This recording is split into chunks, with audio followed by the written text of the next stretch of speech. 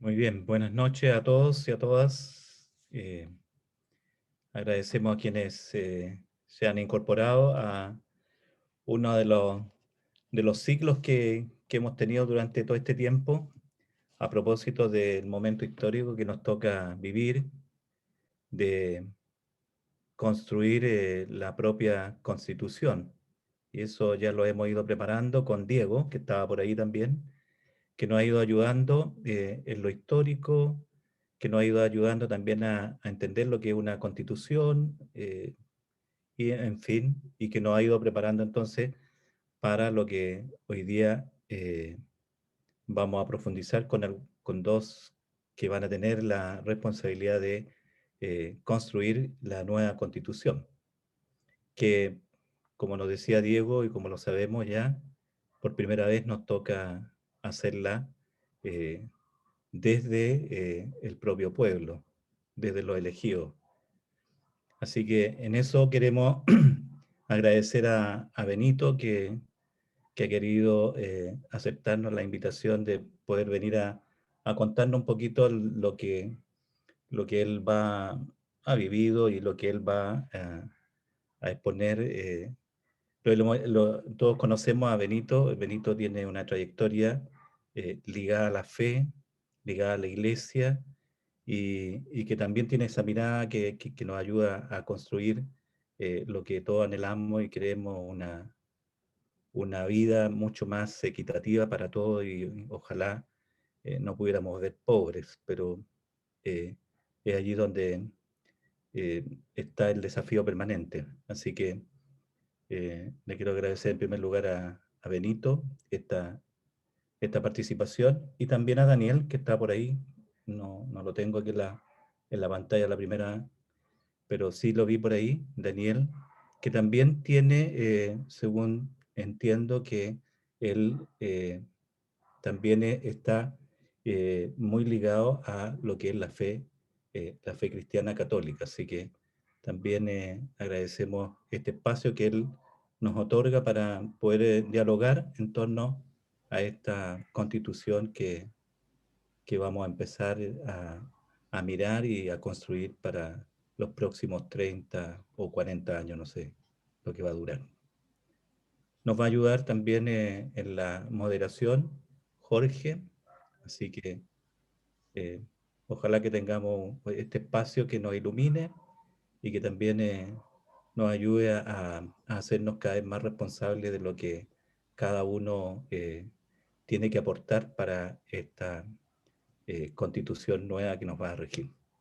Así que muchas gracias y bienvenidos a todos. Muchas gracias, Padre Julio. Le damos entonces la bienvenida a todos y en especial a Benito Baranda y a Daniel Stingo, que, que van a acompañarnos en esta noche de trabajo, de reflexión y fundamentalmente de diálogo, porque queremos eso, queremos conversar y queremos poder saber más de cómo se hace esto, esta constitución nueva. Tal como decía el padre Julio, nosotros hemos estado para poner un poco de contexto, hemos estado en varias sesiones ya conversando sobre el proceso constituyente, sobre lo que significa primero participar como votantes en la elección, etcétera, y después queremos también poder tener alguna palabra sobre cómo va a ser efectiva este proceso constituyente.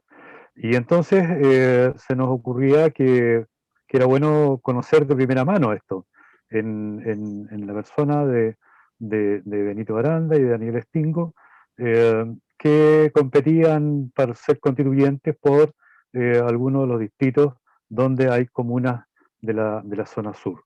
La zona sur tiene 9 comunas, eh, y por el norte, por ahí, San Joaquín, eh, iba el distrito 10, parece que era donde iba Daniel, y el distrito 13, donde iba Benito, La Pintana, el bosque por allá, por el lado sur también.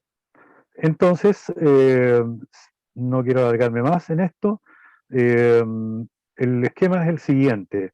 Le vamos a dar 20 minutos a cada panelista para que nos cuente un poco cuáles son sus motivaciones, por dónde surge este interés de participar en este proceso constituyente como convencionalista, algo así. Eh, y después, cuáles son sus principales motivaciones en el proceso mismo. ¿Qué temas quiere levantar en especial y por qué? Y después de eso, de esos 20 minutos, eh, queremos ofrecer entonces una ronda de preguntas, de consultas, donde podamos participar todos. Eso fundamentalmente. Así es que, sin más, así como alfabéticamente, Benito, Benito Aranda, por nombre y por apellido, está en la letra B. Eh, Te damos 20 minutos para que nos cuentes un poco por dónde va tu motivación y qué es lo que pretendes tú fundamentalmente en este tiempo de convención constitucional. Bueno, primero le agradezco a la Vicaría Sur, Jorge, y agradezco a Daniel también que estemos juntos en esto, al padre Julio y al padre Fernando, bueno, y muchos rostros aquí cuando van pasando las páginas de muchas mujeres y hombres que nos conocemos hace tiempo, ¿no es cierto?, en este caminar. Así que les agradezco esta oportunidad. Hemos tenido algunas de estas oportunidades. Con la Iglesia ha sido muy, muy gratificante poder conversarlo con mayor detención y profundidad. Así que es una buena instancia para Daniel y para mí el poder hablarlo.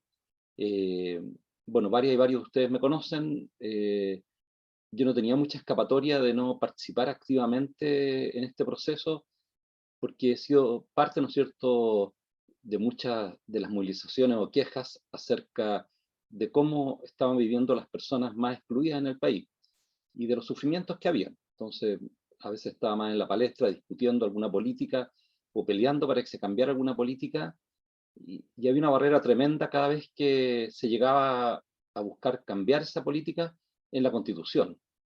Y se decía, no, ese no es rol del Estado, ese no, hasta aquí podemos llegar. No es función, no tenemos recursos. Entonces uno veía que el país crecía, que había abundancia de recursos, y además, bueno, algunos de ustedes saben, yo trabajo en lo que hoy día, ¿no es cierto?, se ha bautizado como Plaza de Dignidad, y en los últimos 10 o 15 años, cuando a mí me preguntan cuándo partió este proceso constituyente, yo digo, el proceso constituyente partió hace mucho tiempo, unos 10 o 15 años atrás, o 20 años. Después de pasar la ilusión del retorno de la democracia, comenzaron las grandes manifestaciones en lo que llamaban Plaza Italia, Baquedano o Plaza de Dignidad hoy día. Y eran muchas manifestaciones. Uno salía en la tarde, en algunas nos sumábamos en la oficina. Hubo una muy grande, ¿no es cierto?, que algunos de ustedes recordarán, que fue esa del 18 de agosto del año 2011, que llovía muy fuerte y estaban todos los estudiantes universitarios debajo de paraguas. Nos tocó caminar desde la Plaza de Dignidad, lo que era la Plaza Baquedano, hasta el centro, y fue tremendo, quedamos empapados. Y por primera vez un grupo de estudiantes se tomaba el Campo Oriente, y antes de irme a la misa del Padre Hurtado en el santuario, me pidieron si podía pasar a reflexionar con ellos acerca de los cambios que requería Chile. Y pasé con ellos, estaban empapados, mojados al lado de una estufa en el salón grande donde se hacen los matrimonios en el Campo Oriente donde yo comencé a estudiar con mi esposa, con Lorena, comenzamos a estudiar allí. Entonces, el proceso constituyente en sí partió hace mucho tiempo. Las personas hace mucho tiempo estaban pidiendo, a lo mejor sin verbalizarlo de esa manera, un cambio en el pacto social, en la manera en que nos tratamos entre nosotros, un cambio en las relaciones. Hay gente que dice, no, en las encuestas no aparecía la Constitución. No hay que ser tan literal. La Constitución pone límites, ¿no es cierto?, entrega garantías, ¿no es cierto?, libertad, y también pone límites a esa garantía de libertades del tipo de relaciones que se establecen en un país. Y la manera en que se habían construido las relaciones en el último tiempo bajo el alero de esa Constitución bueno, habían exacerbado profundamente el individualismo en Chile y habían roto nuestras comunidades. Y esto ustedes lo pueden identificar en casi todos los territorios. Nuestro territorio, si bien una parte es de la Vicaría de la Zona Sur, ustedes saben, quedó dividido, ¿no es cierto? Y otra parte es de la diócesis de San Bernardo. Y cuando llegamos acá, nuestras parroquias todavía tenían mucha vida comunitaria y había mucha actividad comunitaria. Y esa actividad comenzó a desaparecer y se fueron debilitando fuertemente. En lo que me corresponde a mí, yo quedé en la diócesis de San Bernardo, ¿no es cierto? No puedo hablar por el otro espacio, pero igual se debilitó mucho, mucho. Pero sí puedo hablar porque al lado de nosotros hay un sector que se llama El Castillo, donde hay 10 escuelas, 10 centros educacionales. 3 de esos centros educacionales son católicos, católicos declarados, 4 porque uno es femenino y masculino, y controlan más de la mitad de la matrícula del sector del Castillo, que son 6.000 alumnos. Pero casi no trabajan en conjunto, no se juntan, y son católicos, y no trabajan en conjunto. O sea, lo comunitario, o sea, el mirarme a mí mismo, el hacer mi propio proyecto, el no vincularme con otros, el no establecer relaciones, también atravesó nuestras organizaciones, ¿ya? Y cuando trabajamos fuertemente por el apruebo, un grupo grande de organizaciones, y por la Convención Constituyente, bueno, nos fuimos dando cuenta que ese grupo grande de organizaciones también queríamos participar en la construcción de la Constitución. Y varias también, miembros de la Vicaría y de otros lugares, me he encontrado con algunas de ellas, ¿no es cierto?, se postularon también para poder colaborar en la construcción de la Constitución. Mucha gente, nos tocó muchos diálogos en que nos encontramos, algunos del sur, otros del norte, personas que uno conocía por la trayectoria eclesial, en algún momento, ¿no es cierto?, de la vida eclesial. Entonces, una vez que tuvimos el triunfo de construir una nueva constitución y que sea, ¿no es cierto?, una convención constituyente, armamos la lista y salimos a buscar los patrocinios, las firmas. Y yo creo que en la salida a buscar las firmas, uno fue encontrando la confirmación de que había deseos de construir una constitución desde la ciudadanía, ¿ya? Y no, ¿no es cierto?, como se había pensado originalmente, también esa alternativa a la convención mixta que perdió. Y allí, bueno, y ahí surgió la candidatura, armamos una lista muy buena aquí en el distrito 12, Jorge, el nuestro, y fue una lista espectacular. Si ustedes revisan, las personas que estaban en esa lista son personas muy espectaculares. De hecho, la persona que encabeza, que no quedó, pero obtuvo una buena votación, pero por el tema de la paridad al final no quedó, y quedó otro hombre de la lista, ella es Soledad Cisterna, que es una abogada ciega que ha trabajado históricamente en la defensa de los derechos de las personas que tienen discapacidad y de las personas mayores y de los niños, niñas y adolescentes. De hecho, ha sido relatora de la Nación Unida y recibió el Premio de Derechos Humanos. ¿Cómo que me gustaría a mí que funcionara la Convención Constituyente? Bueno, lo que hemos estado hablando, y nos ha tocado participar con Daniel en varias de estas largas reuniones que hemos tenido, ¿no es cierto?, de nuestros propios grupos. Yo vengo saliendo una de mi propio grupo, pero también con otras y otros.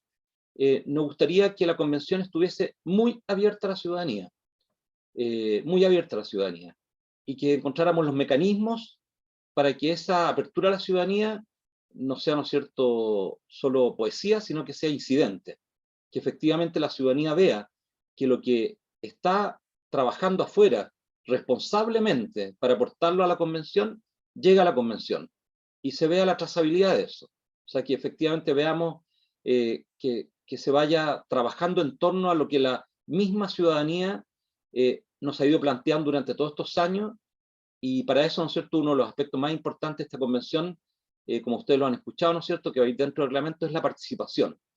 Es muy cortito el tiempo, entonces hay que organizarlo muy bien para que esa participación, que ya existió en muchos casos, y más de algunos de ustedes han participado, ¿no es cierto?, efectivamente llegue a la convención. Y que ojalá la convención tenga la posibilidad, si la pandemia nos va dejando el espacio, de trasladarnos para sesionar en distintos territorios. Muchas de las personas elegidas han hablado de las regiones. Yo digo, sí, efectivamente las regiones, pero también nuestros territorios. ¿Por qué la convención, cuando trata, por ejemplo, los derechos sociales y económicos, no va a sesionar a lo mejor aquí en La Pintana, en el Teatro Municipal, o no va a sesionar en otra comuna popular de Santiago, muchas de las comunas populares de Santiago se sienten, al igual que muchas de las regiones, olvidadas por el centro. Y varios de ustedes trabajan en esas comunas y saben que muchas de esas comunas hay una sensación de que la presencia del Estado es escasa, de que el Estado como que los abandonó en algunos de esos territorios. Entonces me gustaría que funcionara también en territorios distintos y que funcionara, ¿no es cierto?, con comisiones que se trasladaran también a los territorios para que la ciudadanía pudiese escuchar lo que se está tratando dentro de la convención. Los que fuimos escogidos, las que fueron escogidas, somos personas que se nos asigna una tarea a partir de este domingo. No tenemos un cargo ejecutivo, no es un cargo parlamentario, no es un cargo del Poder Judicial, es una tarea. Y una tarea que son 9 meses o máximo 12 meses. Y a esa tarea nos tenemos que abocar, ¿ya? Hay personas que a lo mejor después tienen ambiciones políticas, pueden, ¿no es cierto?, hacer carrera política. Bienvenido sea si renuevan la política. Y creo que es muy importante. Pero vemos varios que lo que queremos es abocarnos exclusivamente a esta tarea, ¿ya? Y dejar parte importante de nuestra vida en esta tarea, para que efectivamente lo que quede el día de mañana, cuando miren otros niños, niñas, adolescentes, miren para atrás y digan, qué bueno que estas personas se abocaron responsables, sabia y amorosamente a esta tarea. Las propuestas más importantes, si alguno de ustedes me escuchó, surgen desde el territorio. Por supuesto, tengo coincidencia en el movimiento que participo, que se llama Independientes No Neutrales. Consideramos que la dignidad del ser humano tiene que ser respetada todo el arco de la vida, no solamente en el momento de nacer. Y eso tiene que desprenderse, ¿no es cierto?, en derechos que efectivamente después, ¿no es cierto?, sean garantizados. Pero hay uno de esos derechos que hoy día no está en la Constitución y que yo he peleado hace mucho tiempo, que es el derecho a que tú vivas en una vivienda incluida dentro de la ciudad, que no te tiran a vivir a la periferia. Ya seguramente Fernando conoce bien una de las villas más hacinadas de la zona sur de Santiago, que se llama Santo Tomás, que es la mayor densidad poblacional que tenemos en Chile en 1 metro cuadrado. E inclusive dentro de muchas de esas viviendas de 37, 38 metros cuadrados, hay 3 o 4 familias viviendo. Entonces, cuando yo digo y enuncio, ¿no es cierto?, que quiero que la base, el núcleo de la familia, digo, pero es mentira, porque en la política después yo destruyo la familia. Tengo que buscar la manera de asegurar ese derecho, de dejarlo escrito, enunciado, ¿no es cierto?, en la Constitución, de una manera que lo podamos progresivamente ir garantizando. Lo segundo es que debemos trabajar fuertemente para que de una vez por todas se reconozcan los pueblos originarios de nuestro país, los primeros pueblos de nuestro país. Y eso no es contra los otros pueblos que llegaron después, como mi abuelo o muchos que a lo mejor de los familiares de ustedes, o algunas de las personas que vienen de otros países, que están acá presentes, y que han hecho de Chile su patria. No es contra eso, es justamente sumando a eso. No es solo plurinacional, sino que es pluricultural, que yo acepte las distintas culturas que enriquecen el país. Y eso no es ir contra, ¿no es cierto?, una unidad ficticia, contra un Estado unitario, ¿no es cierto?, a la fuerza. Es justamente crear la unidad desde la diversidad, como lo hacemos también al interior de la iglesia. Se crea la unidad desde la diversidad.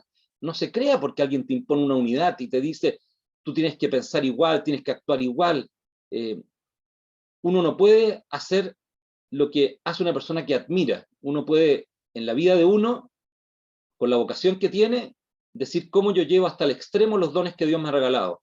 No imitando a otro, copiándolo, porque a lo mejor puedo terminar amargado, porque no tengo los dones del otro.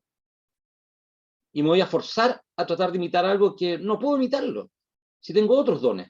Lo que tengo que hacer es llevar hasta la excelencia el don que se me ha entregado, la habilidad que tengo, la capacidad que tengo, en vez de estar mirando el potrero del lado, que siempre lo voy a ver más verde, y no mi potrero, que es fértil y muy verde, si efectivamente lo logro desarrollar.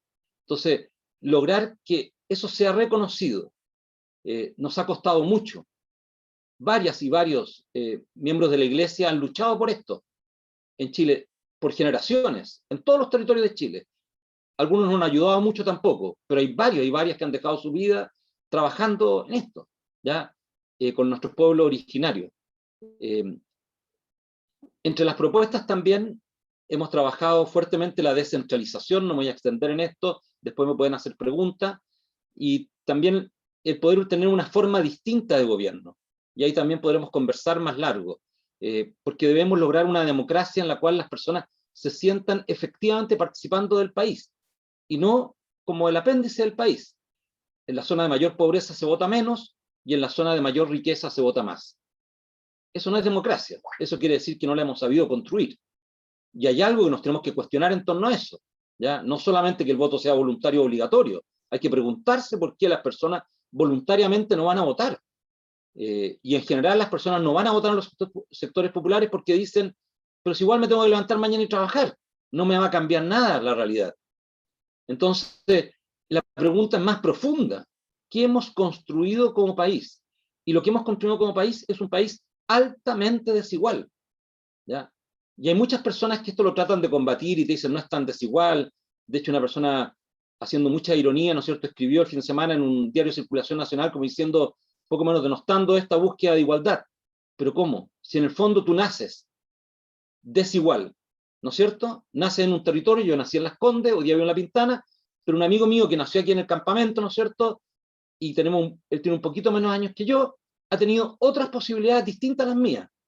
Entonces la pregunta es, ¿cómo el Estado, cómo las organizaciones logran que esa desigualdad de origen no se transforme en una adversidad que atente contra la dignidad de esa persona?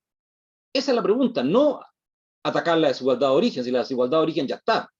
Uno nació en un lugar distinto, pero la trayectoria vital de esa persona va a ser respetada por el Estado para que efectivamente esa persona se vaya incluyendo dignamente en la sociedad, va a ser respetada por el resto de la sociedad. Bueno, las encuestas nos dicen que no. Todavía el 43% de las personas en Chile se siente maltratada por su origen social, y el 42% de las mujeres o 41% de las mujeres se siente maltratada por el hecho de ser mujer. Entonces nos debemos hacer esas preguntas profundas.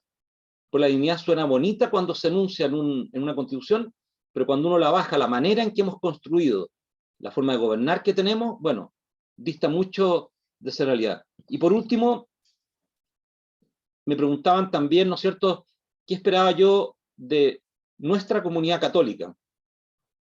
De la comunidad cristiana en general, me ha tocado hablarla también con los hermanos evangélicos que me han invitado, pero la comunidad católica. Yo desde pequeño aprendí, seguramente por influencia de mis padres, somos hartos hermanos, como algunos de ustedes saben, aprendí a basarme harto en la conciencia. Yo soy el tercero, imagínense ustedes, no tuve mucha tuición paterna, porque después venían atrás de mí 7 hermanos muy seguidos. Entonces, claro, nuestros padres al final nos dejaban que teníamos que tomar decisiones en la vida. Y teníamos que aplicar lo que tantas veces hemos escuchado de parte de ustedes, y ustedes nos han enseñado, varios de los que están acá, veo los nombres, ¿no es cierto?, los rostros de ustedes, el discernimiento. Y teníamos que aplicar el ir haciendo uso de ese discernimiento en nuestra conciencia para tomar decisiones acerca de nuestra vida que sean coherentes con nuestros valores y que nos aporten la felicidad que aspiramos como seres humanos. No la felicidad superficial, la felicidad profunda, independiente de los bienes que podamos tener o donde vivamos, ¿ya?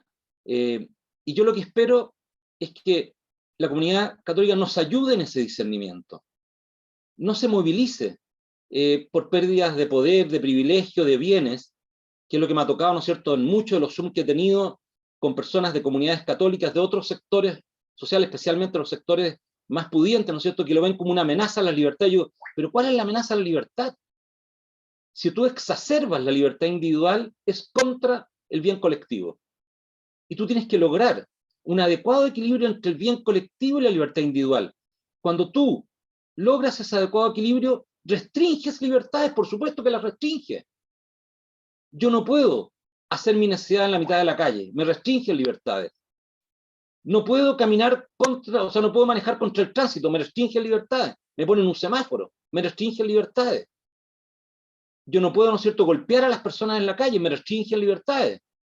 Entonces, la conciencia general de nosotros, yo creo que tiene que hacer un profundo discernimiento de qué es lo bueno para Chile que tenemos que construir ahora.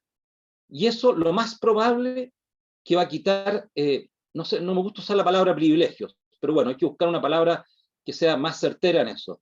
Va a quitar espacios de poder, espacios de influencia, va a quitar, ¿no es cierto?, posiciones que las personas la asocian a libertad y después se saltan rápidamente a libertad religiosa. Yo les digo, ¿cuál es la libertad religiosa? Vuelve a leer el Evangelio, vuelve a leer la doctrina social de la Iglesia. ¿Cuál es la libertad religiosa? O sea, si tú no te comprometes y modificas la realidad cuando ves tanta injusticia que perduran en el tiempo, bueno, esas personas no viven en libertad. Ese 90%, ese 85%, 80% no vive en libertad. Y tú vives una supuesta libertad a costa de la privación de libertad de otros. Entonces yo espero que esa reflexión profunda la pueda aportar la reflexión de la Iglesia en todos los sectores. Y por último, yo creo que la construcción del nuevo Chile, tan importante como lo que va a ocurrir en la escritura de la Constitución, donde vamos a estar con Daniel, ¿no es cierto? Y esperamos con mucha gente, ¿no es cierto?, acompañando este proceso, va a ser cómo después, como lo han dicho los abogados, y Daniel a lo mejor lo puede profundizar, eso se transforma en leyes, en normas y en instituciones. O sea, el proceso posterior a la aprobación de la Constitución va a ser un trabajo tremendo de las nuevas generaciones.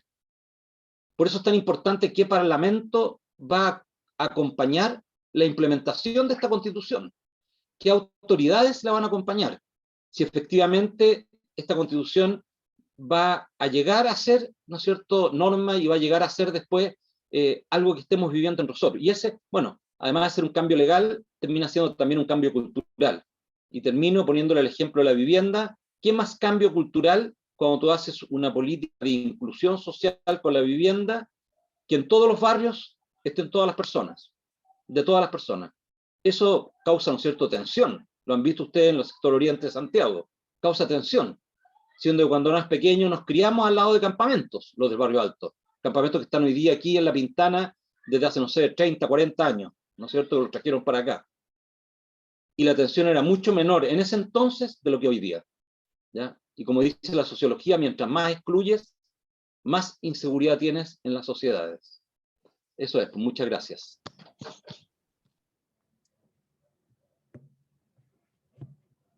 Jorge se le fue el internet, así que iba a intervenir Fernando, me parece.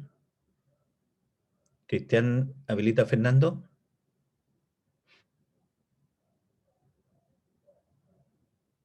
Fernando. Ahí. Sí. Oye, gracias Benito, un gusto de verte, como siempre. Y después vamos a hacer las preguntas, pero ahora quisiéramos dar el paso a Daniel para que nos haga su exposición. Daniel, ¿estás por ahí? Hola, bueno, yo soy Daniel Stingo.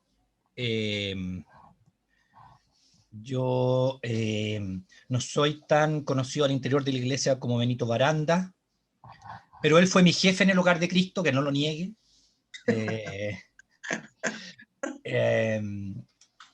Yo tengo vida religiosa, no religiosa, tengo vida en la iglesia. Yo trabajé en la universidad, en la vicaría pastoral universitaria.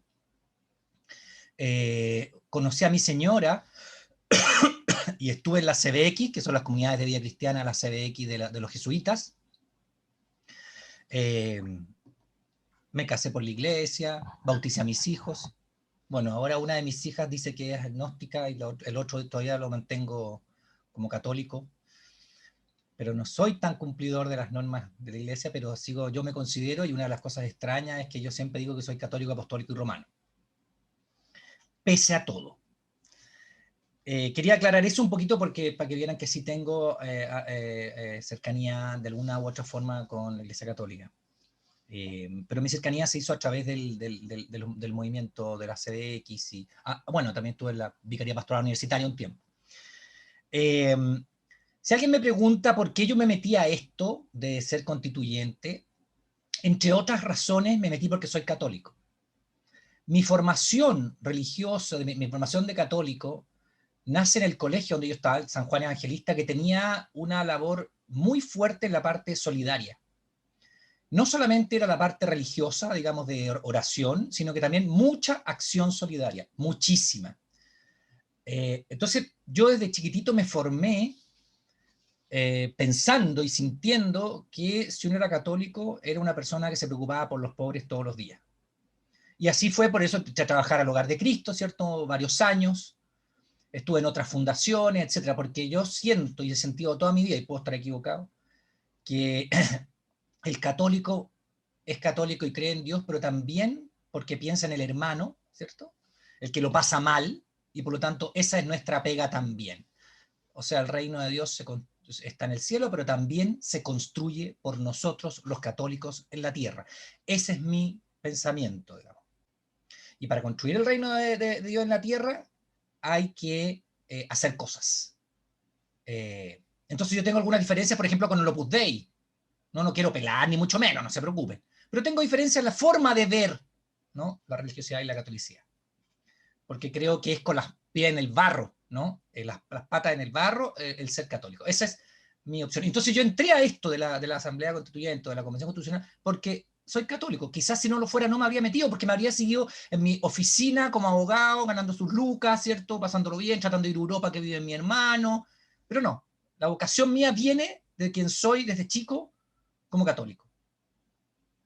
Y eso, ahora, yo estoy en un movimiento izquierda, estoy en el Frente Amplio, y eso a algunos a ellos como que les suena raro. Y yo tengo que estar dando explicaciones allá también. Bueno, eso es una especie de preámbulo. Quiero decir que algunos me preguntan, o me han preguntado, o dentro de la pregunta general que nos hicieron, es, bueno, yo el 25 de noviembre, no, el 15 de noviembre de 2019, cuando salió el acuerdo por la paz que se llamó y por la nueva constitución, yo dije a mí mismo, ojo, tenemos la gran oportunidad de cambiar este país. ¿Por qué? Porque tomamos la constitución de Pinochet, ¿cierto? La constitución que nos está, y la echamos a la basura. Y hacemos una constitución nueva que no nos tenga amarrados. Y voy a explicar en qué, en los derechos sociales, la participación del Estado. Y después vienen las leyes que se adaptan y, oh, sorpresa, vamos a estar en un país mucho más desarrollado. Por eso me metí yo, si no, no me habría metido también. Creo que podemos dar un gran salto al desarrollo votando la constitución de Pinochet, haciendo una constitución entre todos, ¿cierto? De Arica a Magallanes hay gente de todas las regiones, hay mucho independiente, hay pueblo originario, la mitad son mujeres, una cosa que en la iglesia nos pena un poco, digamos, la participación femenina. Oh, está pelando Stingo, ya. Bueno, y en ese sentido, lo que yo siento en esto es que me dije, yo aquí tengo que apoyar fuertemente el apruebo. Y empecé a dar charlas. Y también le di charla de hecho, la primera charla que di, la di en una comunidad religiosa con el cura que me llamó y me dijo, ¿puede venir? Incluso lo hicimos en la iglesia, digamos, en el salón parroquial. Ni siquiera el salón parroquial, en la propia... fue la primera, y después di varias también a católicos, pero di muchas por Chile, di más de 100 en charlas presenciales y otras 100 y tanto por Zoom cuando llegó la pandemia. Y lo que yo intentaba era llamar a la gente y decirle, mire, tenemos la gran oportunidad de hacer una constitución entre todos, va a ser así, ya está, estas son las normas, la ley del 21.200 que nos dio esta oportunidad, bla, bla, bla.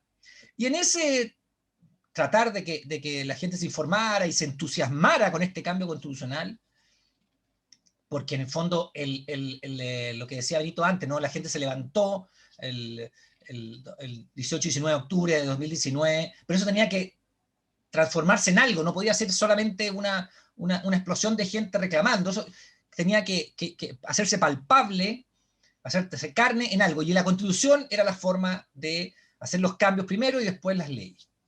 Entonces me puse entusiastamente a dar muchas charlas, mi señora me reclamaba, decía, bueno, pero trabaja un poquito porque aquí comemos, los niños tienen la mala educación, la mala costumbre de comer, de ir al colegio, así que también trabaja un poquito. Y después, bueno, di tantas charlas que la gente me dijo, ¿por qué usted no va como constituyente? Y yo le decía, no, mira, participar en el proceso, y al final me insistieron, me llamaron de partidos políticos, bla, bla, bla, bla, y al final dije, ya.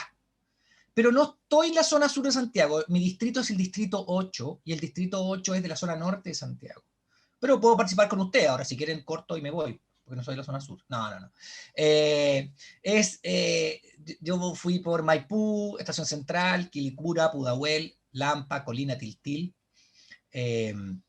y Cerrillos. Ese es el distrito 8 donde yo salí constituyente. Y bueno, entonces me postulé a ser constituyente por ese distrito y salí, tuve una buena votación, gracias a Dios, y me fue bien, y ahora soy constituyente con Benito, de los 155, digamos.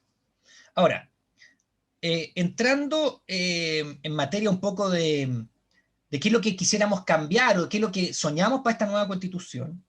Bueno, de partida, las constituciones tienen como dos secciones, para que vayamos entendiendo, porque creo que también es bueno una cosa pedagógica. Tiene una parte de los derechos, ¿cierto?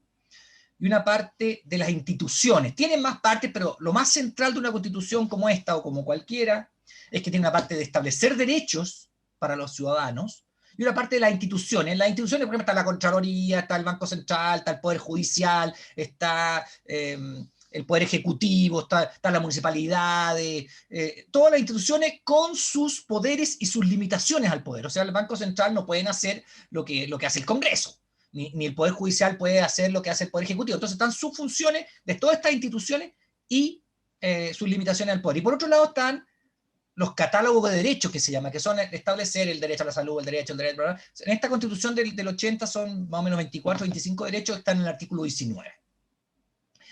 Y entonces, uno cuando se plantea qué es lo que quiere acá, uno dice, bueno, queremos cambiar la visión de sociedad. Mira lo que estoy diciendo. ¿Tan radical? Sí.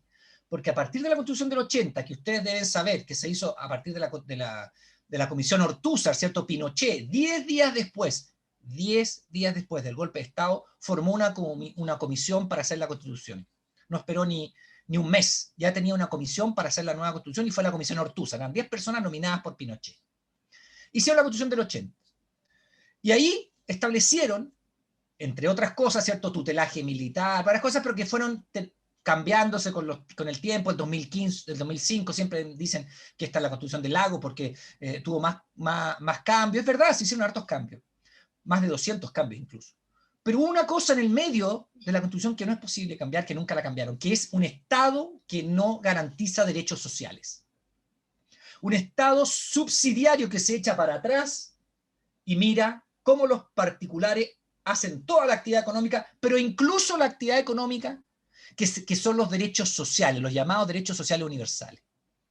Uno de esos es lo que mencionaba Benito, el derecho a la vivienda digna, ¿cierto? Acá en Chile hay déficit de vivienda. Si uno va a Viña del Mar, tiene los dos campamentos más grandes de Latinoamérica. Campamento Felipe Meiraga, Campamento Manuel Bustos. En Santiago muchos campamentos, ha habido mucho más. Cuando llegó la democracia esos casi se terminaron, pero después siguieron creciendo los campamentos y hay muchos campamentos de nuevo. Derecho a la vivienda digna. El Estado tiene que intervenir con bancos de suelos, con etcétera. Va a haber fórmulas para que el Estado se haga cargo de construir viviendas y arrendarlas o venderlas en un precio justo, ¿no? Intervenir con la vivienda. Por otro lado está el derecho a la salud, ¿cierto? Aquí, ¿qué se hizo? Se privatizó. Está la ISAPRE, hay dos sistemas de salud. Sistema para los ricos, la ISAPRE, ¿cierto? Se paga y uno pide una hora al médico y se la dan al día siguiente, incluso por internet. Y uno está en FONASA y le pide una horita y se la dan una hora, un año y medio después al especialista. Bueno, eso se tendría que acabar, porque el Estado tendría que hacerse cargo de la salud para todos, con un seguro social, o sea, con un seguro universal de salud. Gracias a Dios, esto yo lo he conversado con gente del PPD, gente de los comunistas, gente de Evópoli. El otro día me reuní con Nan Larraín, en esa reunión estaba también Benito Baranda, estuvimos los dos, y dijo que estaba de acuerdo con este seguro social de salud. Entonces me sorprendí, pucha, hemos avanzado mucho, incluso con la derecha. Y también en materia de educación se entregó la educación a los privados, ¿cierto? Con todos estos sistemas de que el Estado pone plata en los colegios particulares subvencionados, ¿cierto? El Estado tiene que hacerse cargo de eso, como pasa en todos los países del mundo desarrollado o Europa, por ejemplo. Entonces, ¿qué pensamos algunos? Tenemos que terminar con este Estado subsidiario y el Estado tiene que hacerse cargo de los derechos sociales básicos de todos los chilenos y chilenas y extranjeros residentes. Salud, educación, vivienda digna y pensiones. ¿Por qué? Porque todos sabemos, yo veo bastantes personas acá que peinan canas, ¿cierto? Que las pensiones hoy día son bastante bajas. Por lo tanto, tenemos que hacer un sistema, ¿cierto? Hay varios ya que están dando vueltas para que las pensiones suban y haya una mejor forma de pagarle a los viejos que han sacado la mugre por este país ¿cierto? En sus días como pensiones, ¿no? Cuando jubilen, que todos saben que viene de jubileo, y hay, todos los católicos lo saben, que es como...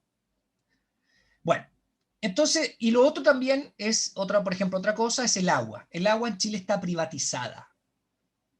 El agua en Chile está privatizada. El artículo 19, número 24, inciso final o párrafo final, dice que el agua se privatiza. El agua dice, yo siempre lo menciono esto, los derechos de los particulares sobre las aguas, reconocidos en conformidad a la ley, otorgan a sus titulares la propiedad sobre las aguas. Aquí está. El agua es de unos pocos. Entonces pasa que hay sectores en que, por ejemplo, en Petorca, están los paltos lindos ahí, todos regaditos, los paltos lindos, lindos. Y al otro lado, al señor criancero serán muertos los animales. Porque ese señor tiene derechos de agua que le entregó el Estado gratuitamente o los compró después, y este criancero nunca pidió derecho de agua porque en Chile había agua y se le murieron los animales. Y hay muchas familias en Chile que abren la llave y no hay agua. Y eso tenemos que cambiarlo, y el agua tiene que ser un bien nacional de uso público con uso primordial y el uso domiciliario, el uso de las personas. Es una de las cosas que queremos cambiar en la parte de derechos, ¿no? Y después, en otra parte, tenemos que cambiar, por ejemplo, el hiperpresidencialismo. Yo creo que hemos probado que el excesivo presidencialismo que tiene este presidente, no todos los presidentes es demasiado. El Congreso tiene que tener un cierto equilibrio, vamos a conversar eso. No puede ser que el presidente pueda vetar leyes y pueda tener siempre cuando hay, por ejemplo, platas que son estatales, solamente la iniciativa la puede tener el presidente, ¿cierto? Las urgencias de una ley las pone el presidente y no el Congreso. Hay varias cosas que hay que cambiar y conversar para ver qué tipo de gobierno queremos. Si queremos un parlamento, o sea, una cámara o dos cámaras, porque básicamente las dos cámaras es lo mismo. Lo que pasa es que para llegar al Senado uno tiene que tener 35 años, y bajo puede estar en la Cámara de Diputados, pero hacen básicamente lo mismo. Entonces uno se pregunta, ¿por qué tenemos dos? Hay que también conversar. Lo que decía Benito, la desconcentración y la regionalización efectiva. En Chile las regiones se han quejado eternamente, pero como el poder está acá, en Santiago y sus 4 cuadras alrededor, que se sigan quejando las regiones. Bueno, ahora no va a ser así. Vamos a intentar que efectivamente las regiones tengan cierta autonomía, manejo de sus finanzas, manejo de sus proyectos, manejo de sus programas. Y el primer paso fue la elección de gobernadores, que es muy bueno, porque es como yo siempre digo, es como un presidente pequeñito de la región, que entonces van a ser representadas por alguien que es de la propia región, con sus propios votos, y no por el intendente regional que representa al presidente, y si no le gusta al presidente lo cambia. Y concuerdo con Benito también en la plurinacionalidad, digamos, tenemos pueblos ancestrales acá que hay que darles la categoría de más que solamente el reconocimiento de derechos. Ellos van a pedir, y yo lo encuentro que tienen razón, ciertas cosas. Por ejemplo, su manera de mirar la propiedad es distinta a la nuestra. Ellos no ven la propiedad privada como la vemos nosotros, la ven como colectiva. Bueno, tendremos que respetarle eso.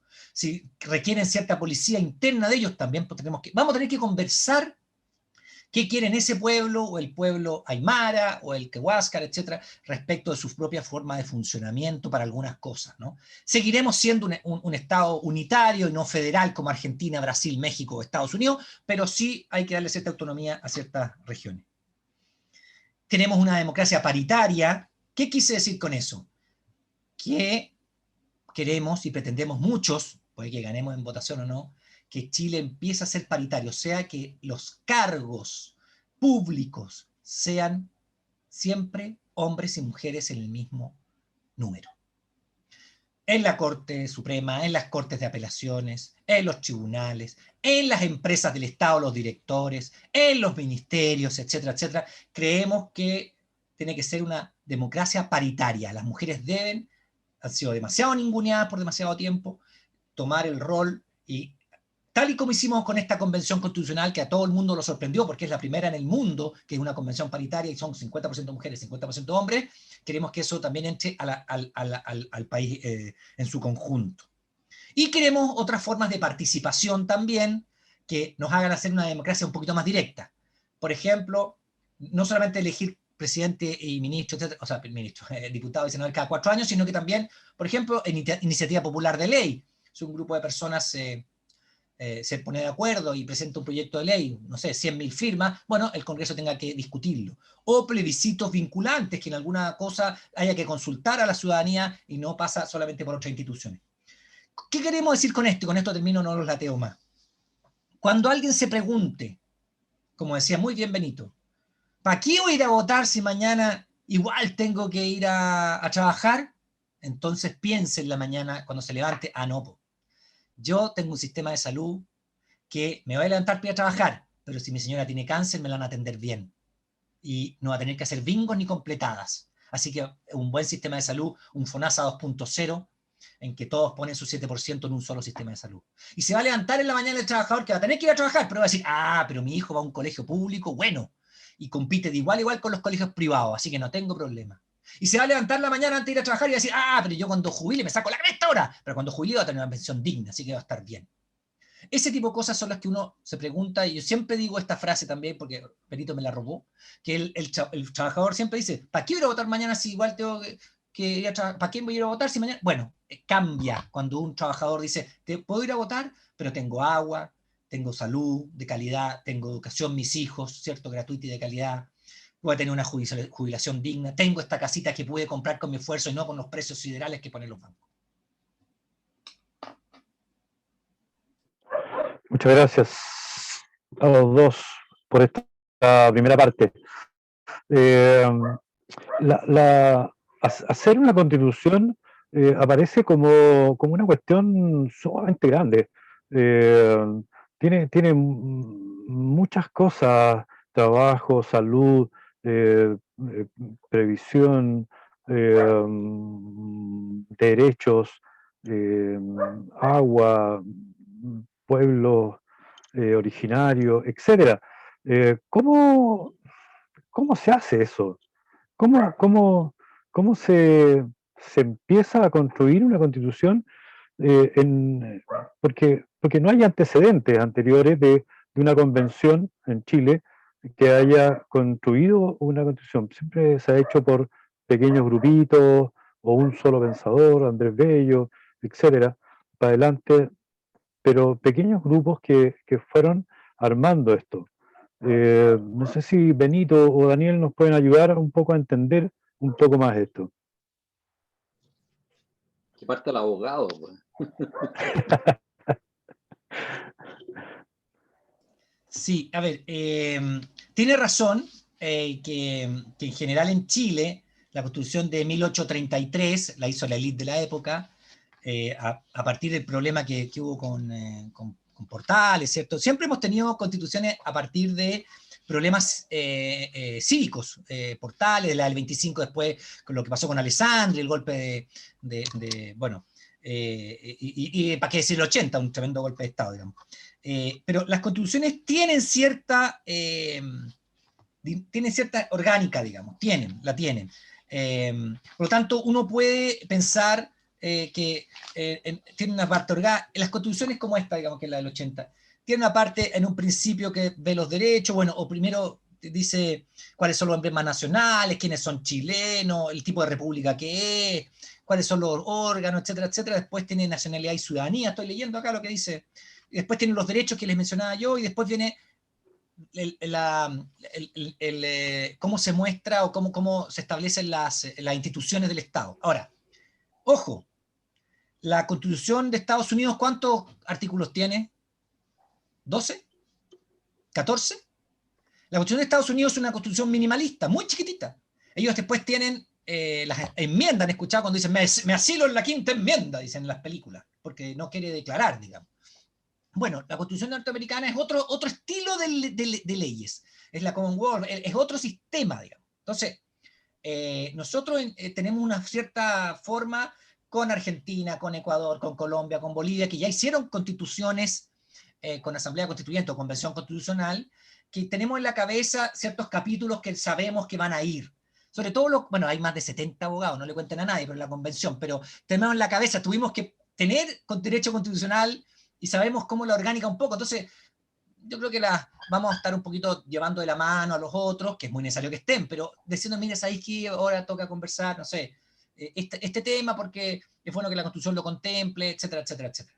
Algunos temas los vamos a sacar de la fuerza de la Constitución y otros temas quizás los agreguemos, pero lo dinámico, lo general existe ya, ¿no? Entonces, en ese sentido, como no hay que asustarse mucho porque, y además, y con esto termino, hay mucho insumo. O sea, tenemos la Constitución portuguesa, que es una maravilla, la Constitución italiana, la Constitución boliviana, la colombiana, la chilena del 80, que también vamos a usarla para algunas cosas, la del 25 chilena. O sea, vamos a usar mucho insumo de constituciones para ir construyendo lo mejor que podamos.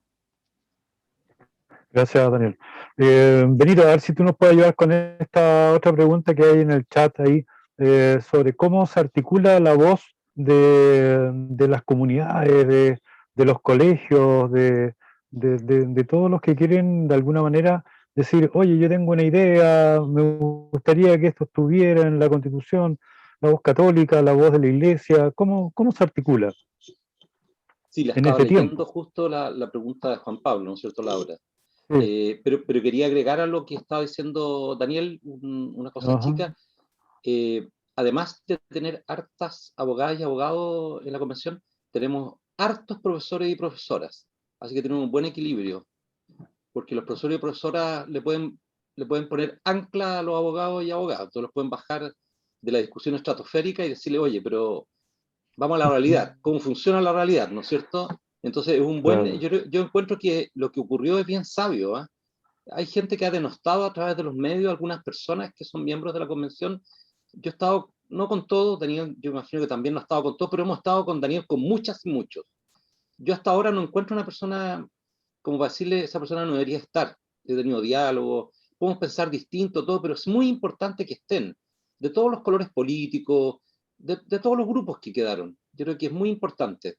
¿Ya? Lo quería decir eso, y quería decir algo que hemos ido aprendiendo, Daniel lo dijo así bien a la rápida, como él es abogado, ¿no es cierto? A veces cree que todos lo entendemos, pero las constituciones se arman con una estructura que es común. Y nosotros no seguimos la tradición gringa, que al final el que manda, ¿no es cierto?, la Corte Suprema, no la Constitución, ya, sino que seguimos la otra tradición, más europea, y es con principios y valores, con derechos y deberes, y cómo después viene la organización del poder. Y así va a ser, no va a ser nada una Constitución, ¿no es cierto?, distinta a eso. Pero dentro de cada uno de esos capítulos, como nos lo decía Daniel, vamos a tener muchos cambios, y vamos a tener que trabajar esos cambios con la comunidad. Y allí viene lo de la participación. Lo más probable es que en las primeras semanas ustedes nos van a ver discutiendo, y ya hemos tenido algunos Zoom, no sé si alguno de ustedes participó en uno que tuvimos el día sábado, donde asistieron más de 100 personas en la zona sur de Santiago, que era abierto, donde se discutió el reglamento. Lo primero que vamos a tener que discutir, ¿no es cierto?, después de elegir a la presidenta, al vicepresidente, ¿no es cierto?, es discutir el reglamento. Y el reglamento tiene en su corazón, además de todos los otros aspectos que también son muy importantes, porque nos ordenan para funcionar, en su corazón tiene la participación. Y vamos a acordar mecanismos de participación. Entonces, yo la primera sugerencia que les daría, estén atentas y atentos a los mecanismos de participación que van a estar ahí. Porque vamos a tener muy poquito tiempo.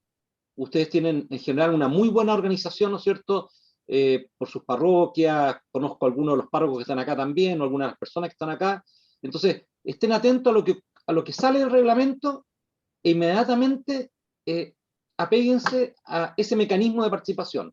Y ese mecanismo va a permitir que a través de cabildos, lo más probable, no sé qué nombre usaremos, me imagino de cabildo, las personas van a ir acompañando temporalmente la convención, pues yo no puedo hacer algo que llegue extemporeano, ¿cierto? Que ya se aprobó algo y llegue después de como a 5 meses y diga, aquí llegó la conclusión de esto, pero si ya salió no sé, el artículo tanto. O sea, lo mío fue un saludo a la bandera, no afectó en nada, no incidió en nada. Lo más complejo para nosotros, las personas que vamos a estar allí, es que cada discusión que vaya ocurriendo afuera tenga temporalidad con lo que va ocurriendo adentro. Y que nosotros para eso tenemos que estar mucho afuera. Por eso algunas de las personas han propuesto que nos den tiempo para estar afuera en los cabildos, ¿ya? En las reuniones, escuchando, no dando charlas ni nada, sino que escuchando. Aquí vamos a tener que ponernos a escuchar todo este periodo para que lo que después se discuta dentro coincida efectivamente con lo que pasa afuera, porque mucha de la queja, y veo aquí hartas personas mayores, ¿no es cierto?, como decía Daniel, yo tengo 62 años, es que la política perdió el contacto con esa realidad, y al perderlo, al final, ¿no es cierto?, comenzó a tomar un camino que desilusionó a muchas personas por esa pérdida de contacto. Y el ejemplo más dramático, seguramente, de los que ponía Daniel, es el sistema previsional, ¿no es cierto? Yo creo que es un ejemplo dramático. yo en mis caminatas por las ferias, cuando me encontraba con personas mayores, me tomaban las manos y yo sentía así como una pena profunda de cómo era tratado por la pensión que recibía. Y después de tantos años de trabajo, no era cuidado por su país, no era cuidado por el resto de los ciudadanos. Entonces, bueno, esas conversaciones van a ocurrir a través de Cabildo y van a ocurrir a través de una metodología que se va a entregar, que les va a llegar a ustedes, que ustedes la pueden bajar, ¿no es cierto? Y van a haber seguramente muchos caminos para poder participar. Ese es un camino. Para todo, ¿no es cierto?, lo que nos dice Juan Pablo allí es muy importante. Yo he estado ya, no sé, en varios Zoom con los madrugadores, pues ese grupo grande que se junta a distintos lugares, que muchos son de la zona sur, ¿no es cierto? Bueno, me invitan a conversar, ¿ya? Y ellos se plegan también muchas veces a las cosas que organizamos.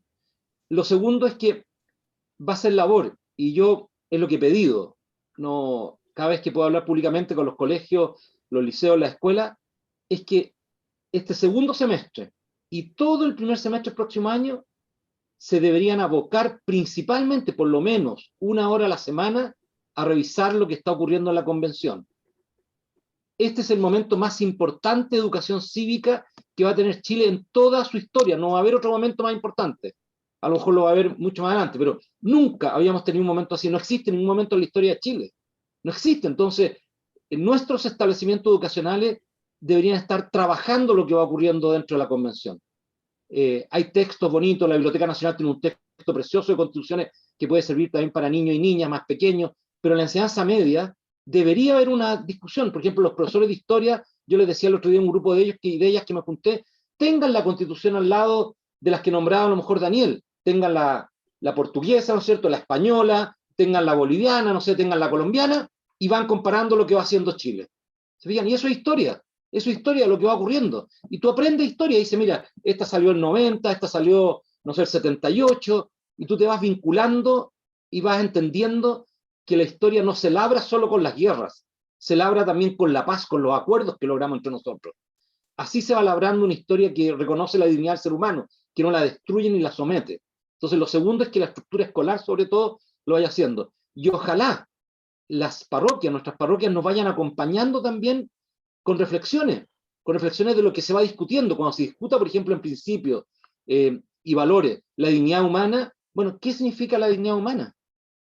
¿Qué significa que la respetemos todo el arco de la vida?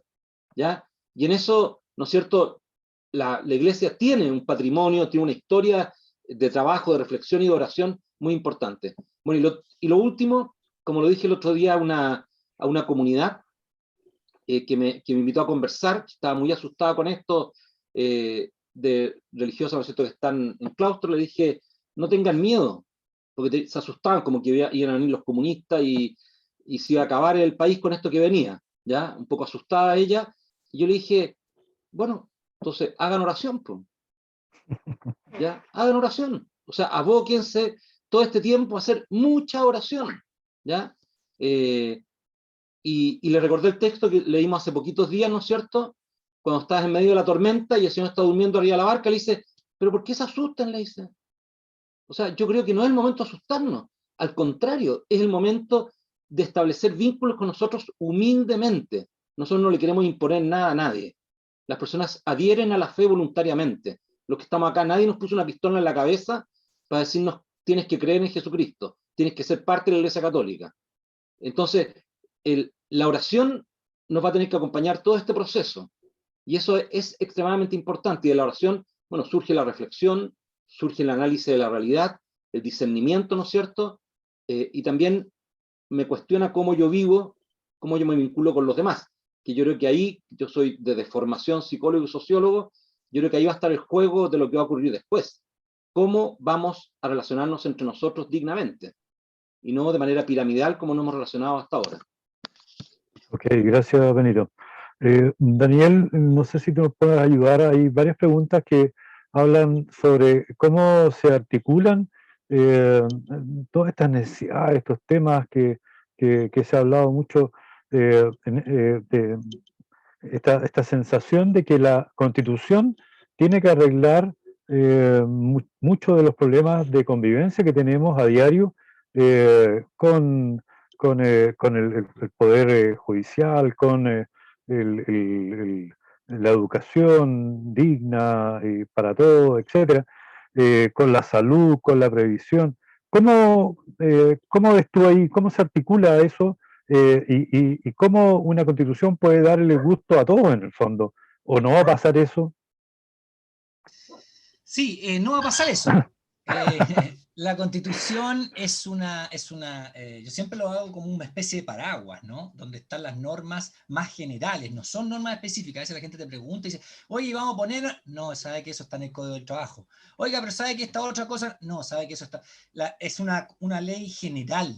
Yo les decía que regula las instituciones estatales, establece derechos, pero no se mete en minucias, porque si no tendríamos una constitución de mil artículos. Y ya tenemos en esta 120, entonces es mucho.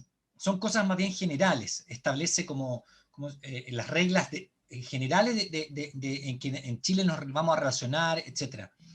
Así que hay muchas dudas, pero que eso es como le llaman algunos periodistas la bajada, ¿no? O sea, primero están las normas generales y después la bajada se hace a través de leyes.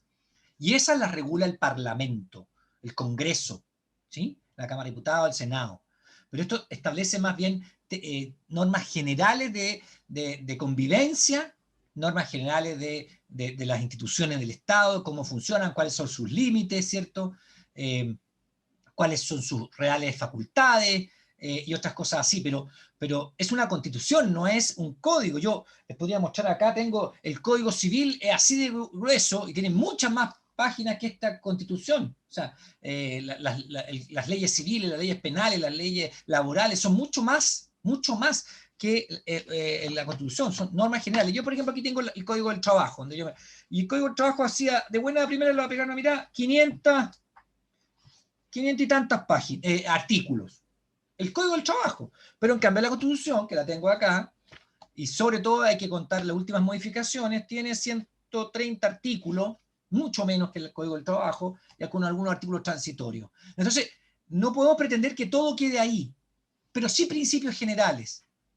Por ejemplo, un sistema de salud. Uno puede decir un sistema de salud público y otro privado, o puede decir solamente sistema de salud público. Si quedamos como sistema de salud público, nadie va a poder pretender que exista ISAPRE y alguien ponga su 7% en ISAPRE. Se acaba eso, porque el sistema de salud va a ser público. Todos vamos al Estado como España, Portugal, Francia, no sé, Finlandia, Suecia, etc. Entonces, son como principios generales. No sé si me logro dar a entender. Sí. Perfecto, o sea, hay una cosa, lo hemos conversado también en nuestros encuentros con Diego Miranda, más en el tiempo más atrás, conversando acerca de que una cosa son los artículos de la Constitución y otra cosa son las leyes que emanan de la misma Constitución. Pero también otra cosa son los problemas que han ido surgiendo en este tiempo y también, o sea, digamos, en los últimos 30 años probablemente, respecto a la convivencia entre nosotros. Y, y cómo el tema de la equidad, por ejemplo, ha sido un gran tema en las cartas de los obispos, en los medios de comunicación, etcétera. ¿Cómo lo ven ustedes eso, Benito? ¿Es posible avanzar en equidad a través de la Constitución o no? Bueno, la Constitución, además de los principios de valor, ¿no es cierto?, tiene la bajada en los derechos y en los deberes, y allí se va a concentrar gran parte de ese trabajo de la equidad, también en la forma de gobierno, imagino yo, que va a facilitar la mayor equidad, ¿no es cierto?, cuando tú tienes gobierno, como decía Daniel, más descentralizado, desconcentrado, ¿no es cierto?, va a generar también equidad territorial, porque no es solo equidad entre personas, sino también equidad territorial, un desarrollo más equilibrado en todo el país. Los derechos y deberes, así como tú los enuncias, van a permitir que efectivamente después en la bajada de las leyes se puedan ir implementando. Pero eso, claro, significa cambiar el rol del Estado. El rol del Estado, como ustedes saben, en la actual Constitución es un rol subsidiario a la chilensis, no es el rol subsidiario de la Iglesia Católica, que parte, ¿no es cierto?, con una base solidaria de búsqueda de la justicia, ¿ya? Es el rol subsidiario a la chilensis, donde la mayor cantidad de las acciones que se realizan en política pública quedaron en manos del mercado, ¿ya?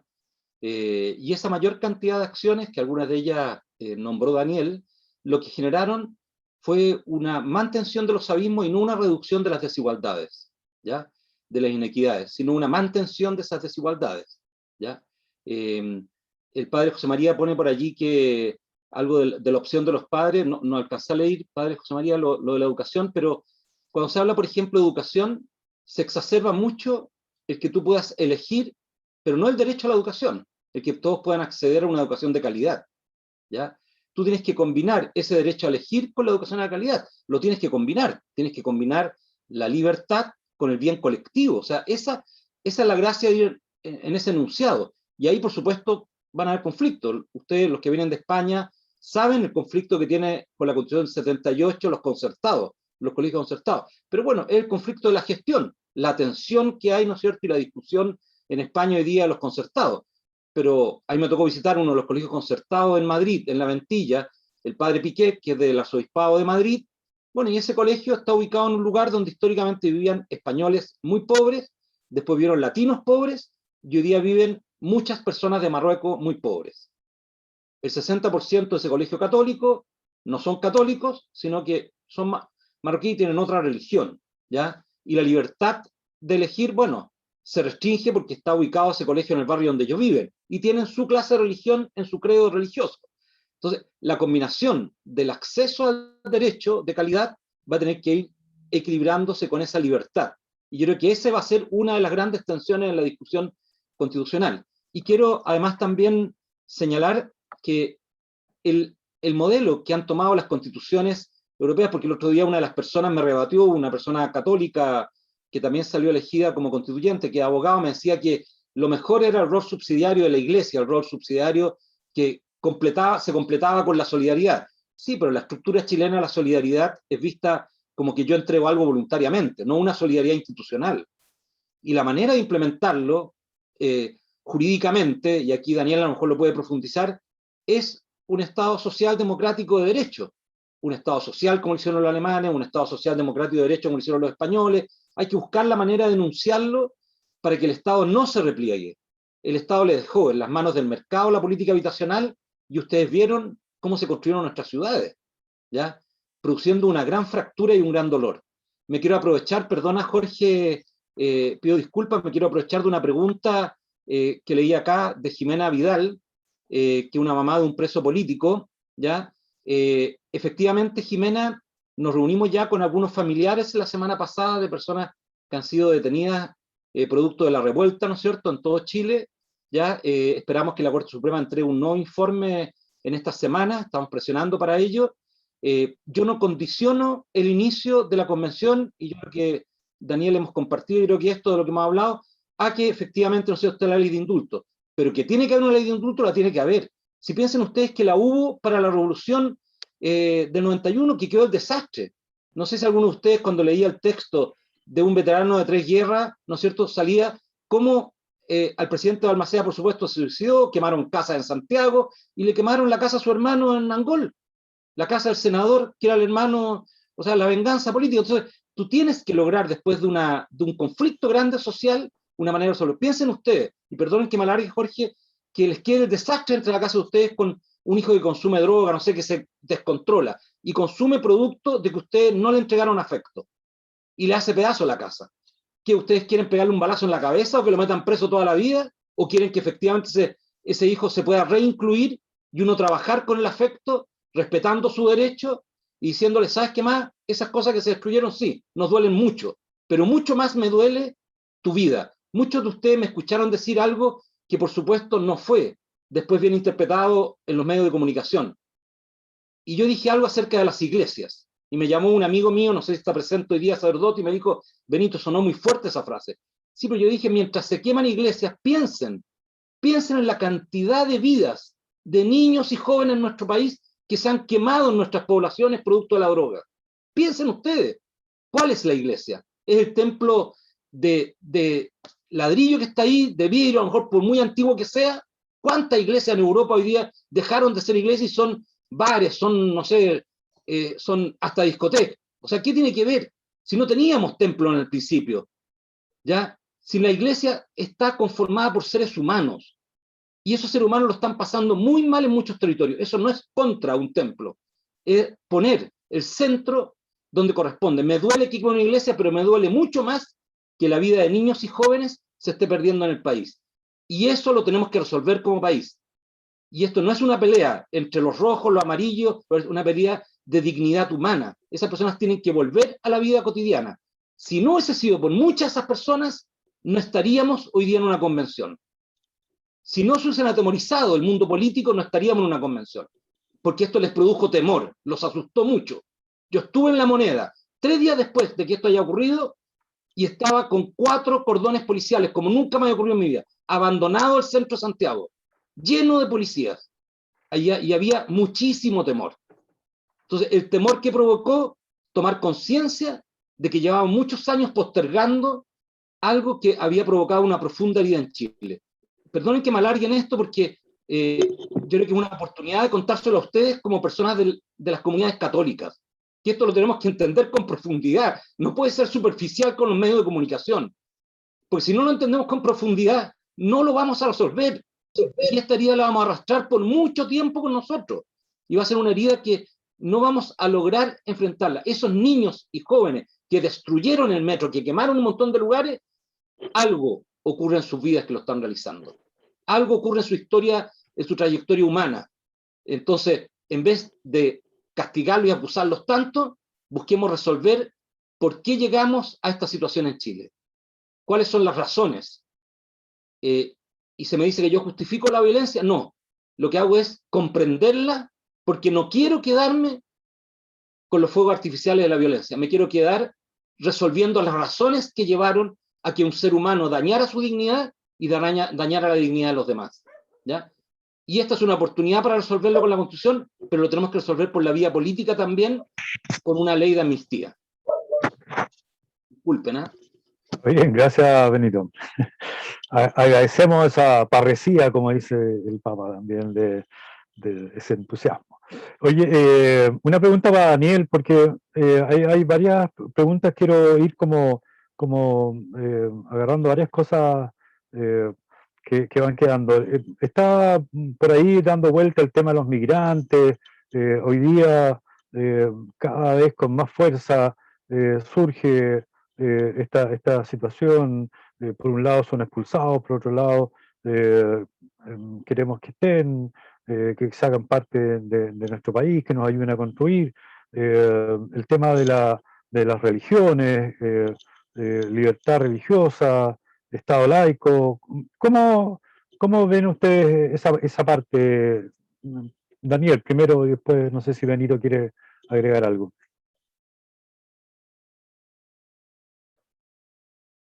Veo muchas preguntas, yo anoté varias, voy a tratar de ser lo más sintético posible.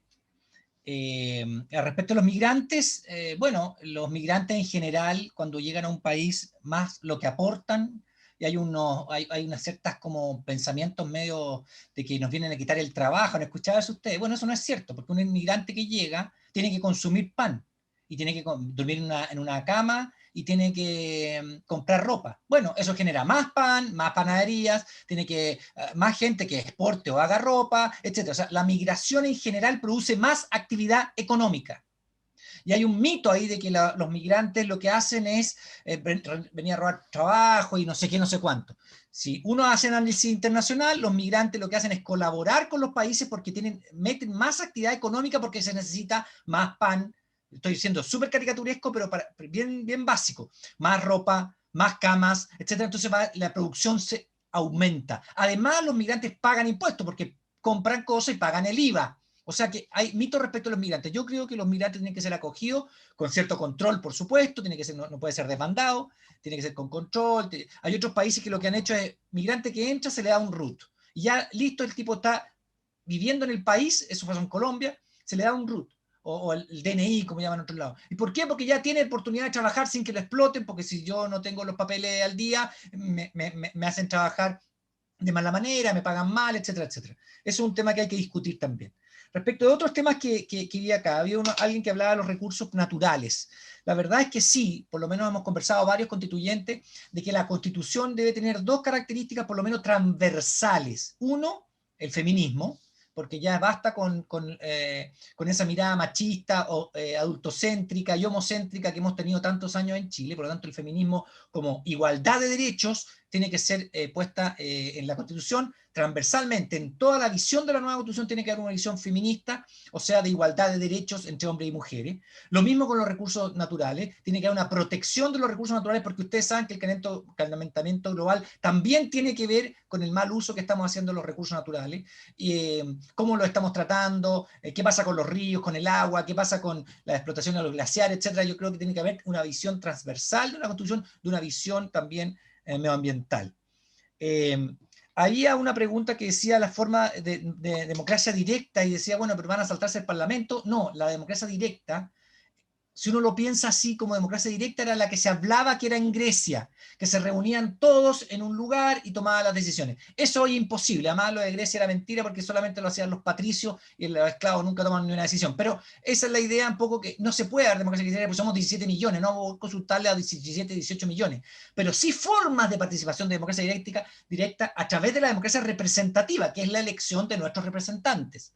Entonces, las formas de democracia directa dentro de la democracia representativa son plebiscitos, por ejemplo, que se consulte ciertas materias a nivel institucional, que la ciudadanía pueda ser consultada. O los plebiscitos revocatorios, por ejemplo. Una autoridad, un gobernador, un alcalde, un presidente, no da el ancho, ha hecho puras cabezas chambonadas y cabeza pescado. Un grupo de ciudadanos presenta un número de firmas para que se haga un plebiscito revocatorio. Y si se aprueba por toda la ciudadanía, ese señor que está haciendo mal la pega se va para la casa y se hace una elección de un nuevo autoridad. Si la gente lo apoya, entonces el plebiscito no se revoca el mandato y continúa. Son formas de participación más directa dentro de una democracia representativa, ¿no? He dicho dos, pero hay más: el ombudsman, ya no se dice ombudsman, el defensor de la gente, digamos, otra forma de participación, etc. Hay varias que ver respecto a la democracia directa. Respecto de la autonomía progresiva y el derecho preferente de educar, aquí hay una gran confusión, porque hay algunos grupos que se toman el derecho de decir que ellos son los que quieren que mi hijo lo educo yo. Si las convenciones internacionales y la propia ley chilena que estaba en el Parlamento habla del derecho preferente de los padres a educar. Así que no les engañen cuando les vengan con el cuento de que van a tomar a nuestros niños, se los van a dar y les van a meter mentalidad sexual y van a mezclar. Eso es mentira.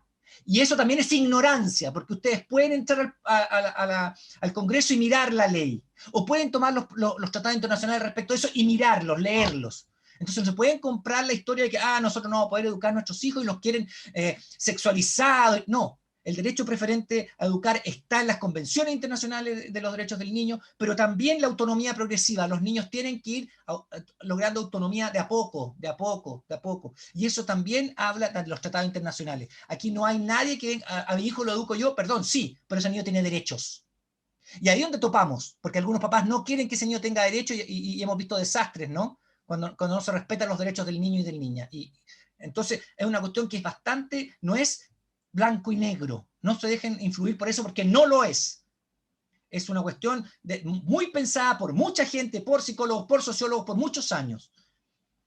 Respecto de la modernización del Estado, estoy haciendo varias, porque siento que todo el mundo tiene derecho a preguntar, entonces va rápidamente. Modernización del Estado, sí creo en la modernización del Estado, creo que tiene que haber más órganos de control. Yo soy un fiel admirador de la Contraloría General de la República. Y creo, y sepan ustedes, que la Contraloría General de la República nació en Chile. No hay otros órganos en otros países como la Contraloría General de la República, que lo que hace es fiscalizar el accionar del Poder Ejecutivo. Y entonces hay que fortalecerla, robustecerla, para que controle las municipalidades, para que controle mejor los dineros mal usados, etc. Alguien mencionaba ahí los robos en Carabineros, etc. Claro, porque a Carabineros habría que meterle gente civil que fiscalice las platas. Siempre en los lugares los problemas son las platas. Entonces la Contraloría, por ejemplo, emite dictámenes sobre la Municipalidad de Viña, ¿no? Y ha emitido no sé cuántos dictámenes sobre la Municipalidad de Viña, y nunca pudieron sacar a la Virginia Reginato, que se fue hoy día recién, y después hoy día, acuérdense de mí, todos los que están acá,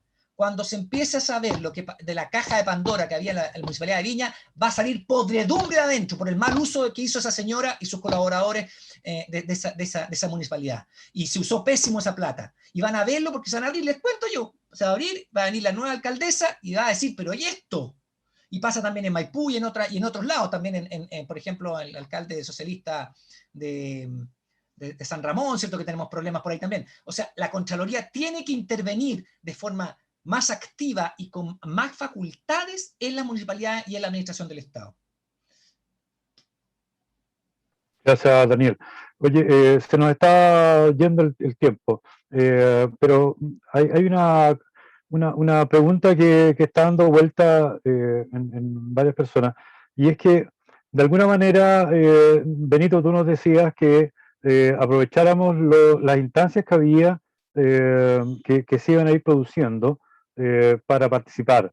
Yo siento que muchos católicos estamos como a la espera que nos digan, participa, de ejercer el derecho de participación. Y por otro lado, tú nos dices, estén atentos porque se van a abrir oportunidades para participar. ¿Qué tendríamos que hacer para estar realmente así como sintonizados, sintonía fina para esto, para no perdernos esto? Bueno, yo creo que pueden comenzar a participar desde ahora. En los cabildos uno los autoconvoca. No sé si ustedes recuerdan, en el gobierno anterior se hizo un ensayo bien extendido de cabildos. A mí me tocó ser del Consejo de Observadores, yo era voluntario de ese Consejo de Observadores que lo encabezaba Patricio Zapata, y nos tocaba recorrer los cabildos para observar que no hubiese manipulación política de agentes, ¿no es cierto?, de partidos que fuesen a condicionar lo que se hablaba en el... Y a mí me impresionó la calidad de conversación en esos barrios. Y eran muchas personas, y personas que pensaban distinto. A mí me tocó uno en la Florida que las personas pensaban muy distinto, pero nadie se insultó, nadie... Y era dentro de una casa, eran unas 40 personas, y la persona que estaba, que era una persona jubilada, me parece que era profesora, ella convocó a sus vecinos para un encuentro local autoconvocado, si alguno de ustedes recuerda. Y había una metodología. Entonces, yo creo que lo primero es que ojalá las personas de nuestras comunidades se informen muy bien acerca del proceso que viene, ¿ya? Y eso lo pueden hacer los agentes pastorales. Hay harta documentación hoy día acerca de eso, y uno puede explicar, este va a ser el proceso. Segundo, pueden ya comenzar a identificar cuáles son los principales dolores que hay en las comunidades donde vivimos cada uno de nosotros. Uno tiene identificados ciertos dolores. Por ejemplo, en nuestro sector, ¿no es cierto?, para los que son de acá, vi que por ahí están el querido amigo párroco aquí cercanito a la bandera, ¿no es cierto? Bueno, sabemos los dolores que están acá en este sector. Entonces, uno cuando ha identificado esos dolores lo habla con la comunidad y le dice, ¿cómo están viviendo ustedes? ¿Cuáles son los sufrimientos dentro de sus casas? Bueno, y cuando uno comienza a generar ese diálogo, bueno, ese diálogo, después cuando ocurran los encuentros y los cabildos, esas personas son las que tienes que convocar para esas conversaciones, pero eso lo puedes provocar desde ahora. Claro, nuestras parroquias han estado cerradas, ¿no es cierto?, tanto tiempo por la pandemia, y hemos estado a través de Zoom o de otra forma, ¿no es cierto?, comunicado, pero yo creo que uno puede ya comenzar a mover las propias comunidades, ¿ya?, en la reflexión. Y lo último, una pregunta que hace alguien por ahí que la vi que hablaba de la participación en política. Mi opinión particular es que estos son tiempos de renovación de la política. Nosotros no llegamos al estado de crisis, ¿no es cierto?, que tuvieron otros países. Llegamos a una crisis muy profunda, y estamos en una crisis profunda, pero estamos buscando una manera comunitaria, civilizada, de resolver la crisis. No a través, ¿no es cierto?, de una guerra civil, de un golpe de Estado, ¿no es cierto?, de una gran anarquía. La estamos buscando como comunidad. Entonces, yo las y los invitaría a que ojalá muchas y muchos de ustedes que tienen interés participen activamente en política. En la política hay mucha ilusión y también hay mucha desilusión, porque somos los seres humanos los que lo construimos. También en nuestra iglesia hay mucha ilusión y mucha desilusión.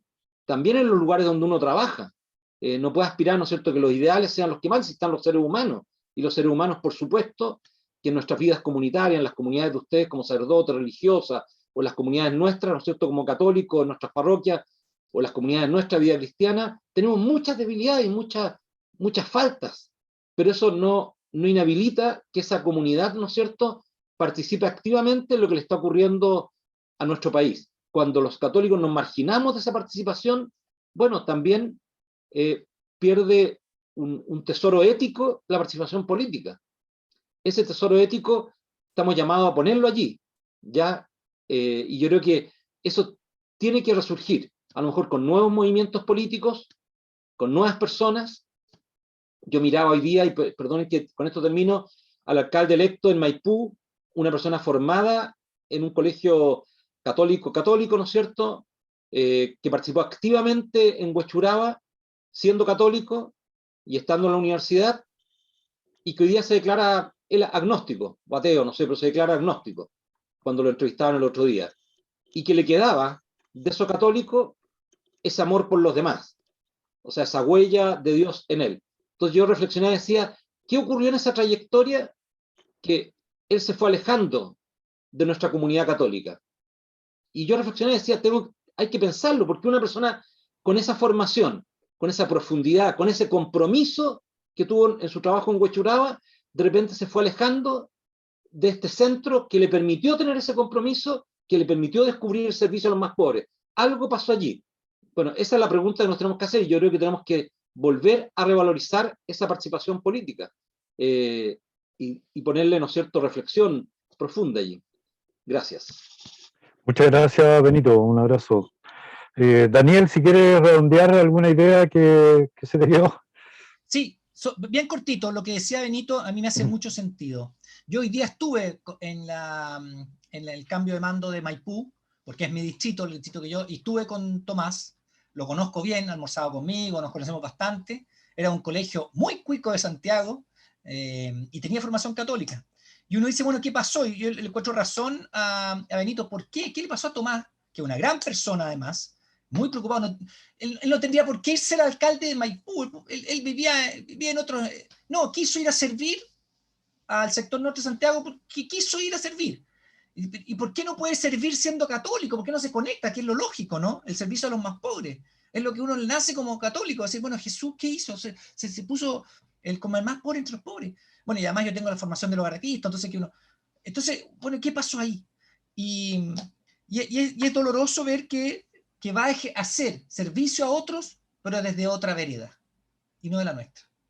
Algo pasó en un momento que se fue de nuestra vereda y se fue a otra a hacer servicio, pero ¿por qué no de la nuestra? Y es una cuestión que también yo creo que hay que darle importancia. Y lo último que quería decir es que yo me formé con la Rerum Novarum, con la labor en Exercen, y eso es el pensamiento político que tengo yo. Yo fui militante demócrata cristiano, hoy día ya no, porque yo siento que la democracia cristiana se cambió, se fue del núcleo de la doctrina social de la iglesia, se derechizó. Esa es mi opinión, por supuesto, es muy opinable, porque el programa de Eduardo Frei Montalva, el programa de Radomiro Tomic, son mucho más de izquierda que el programa que tenemos nosotros como Frente Amplio, incluso que el de Jadwe, aunque les parece sorprendente. ¿Por qué? Porque Chile se ha derechizado.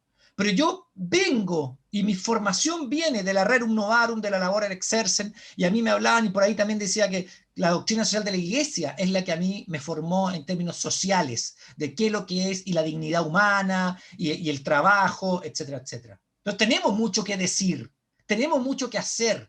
Tenemos el Padre Hurtado como un ejemplo que siempre está ahí. Gracias por la invitación, queridos. Gracias, Daniel. Un abrazo también. Muchas gracias.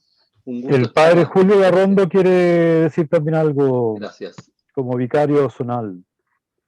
Sí, bueno, en primer lugar, agradecer a Benito y Daniel por el compartir, que creo que nos ayuda a poder, lo que ya habíamos hecho como camino, ir complementándolo, ir entendiéndolo y también motivar a que realmente se pueda interesar, no dejarle la pega a otros.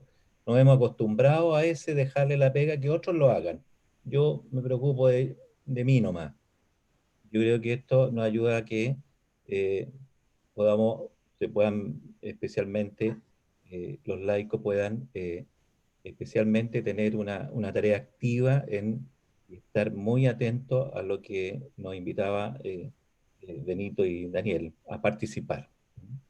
y yo le agradezco este espacio que nos han dado y bueno, espero que sea también enriquecedor para todos los que han podido participar.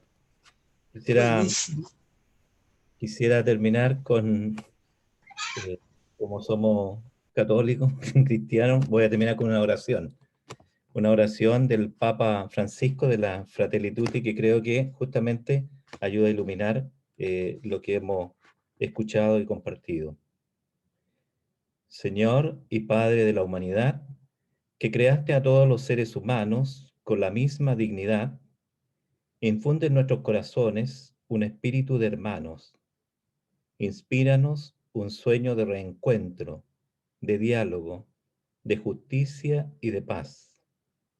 Impúlsanos a crear sociedades más sanas y un mundo más digno, sin hambre, sin pobreza, sin violencia, sin guerras. Que nuestro corazón se abra a todos los pueblos y naciones de la tierra para reconocer el bien y la belleza que sembraste en cada uno, para estrechar lazos de unidad, de proyectos comunes, de esperanzas compartidas. Amén. Amén. Muchas gracias. Y a todos. Buenas noches a todos. Muchas gracias. No sé Buenas si noches, Fernando, gracias. ¿quieres decir algo también? Buenas noches.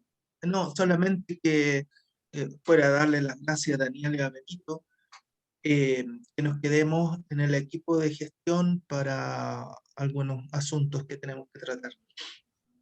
Muchas gracias a todos. Chao, Gracias. Buenas chao, noches. Daniel. Ya, buenas Excelente. noches. Gracias. Gracias, Daniel.